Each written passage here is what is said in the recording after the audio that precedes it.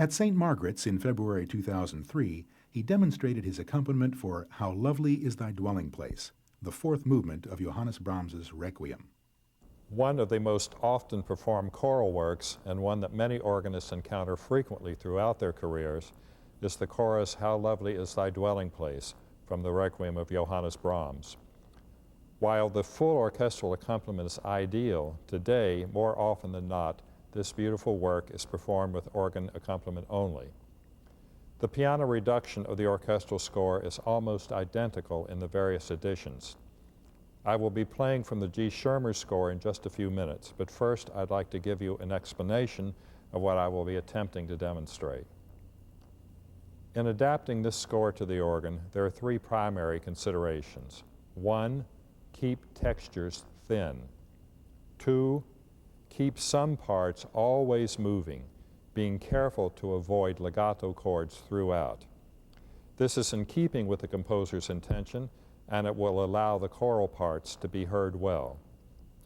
And 3, certain lines must be legato, of course, but at all times carefully observe the staccato markings and do not hesitate to play detached in some left-hand places and also in the right hand, especially in the section beginning in measure 125, where the text is, "We praise thy name evermore." During that section, playing detached and with thin chords in the right hand will enable you to use brighter and louder registration and will allow the contrapuntal choral writing to be clearly heard. It may not make the most pleasing sound to your ears when you play it alone, but when the choir is singing, it will be just what is needed. Also of great importance is the registration chosen. Playing the notes on foundation stops 8 and 4 may suffice, but the music will be greatly enhanced if you attempt to orchestrate as much as the organ at your disposal will allow. I will attempt a moderately dressed up version on this instrument, but will not exhaust the potential color possibilities. I will be using 3 general pistons and 3 divisional pistons, plus a touch of crescendo pedal here and there. Very careful and extensive use of the expression pedals is also necessary. Carefully observe the range of writing and use sub or super couplers when they will enhance the sound. For instance, in sections involving high treble writing in the right hand and an active left hand part, such as those beginning at measure 23 and even more so at measure 58 and 108, use of a sub-coupler for the right hand can be very effective. Perhaps you will hear an occasional bump in the sound when pistons are changed. Don't let that bother you, here or in your own situation. You will find that these are totally covered up when a choir is singing, and although you want to avoid bumps as much as possible, they should not be a major concern in this type of accompaniment. In many accompaniments, we are required to make a forte piano or sforzando effect, such as those starting at measure 66. Be careful not to overdo these. In this performance, I will be creating the effect entirely with the use of expression pedals. You might also try the effect of playing the downbeat chord in such places on a second, louder manual. What I will now play for you is obviously not an organ solo transcription, but an organ accompaniment to this beautiful choral work.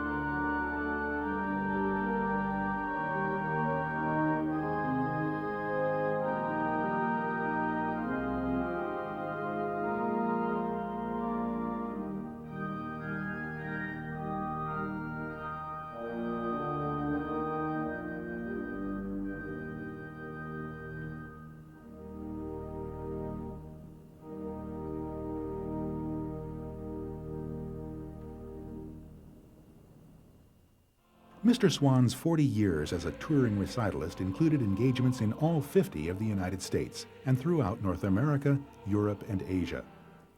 His teaching career included 10 years as chairman of the Department of Organ at the Manhattan School of Music in New York City. He has conducted hundreds of master classes and workshops for colleges and professional organizations. That large community which has relished the beauty and excitement of music originated by the organ, the king of instruments, over the past several decades, gratefully acknowledges its appreciation of Frederick Swan.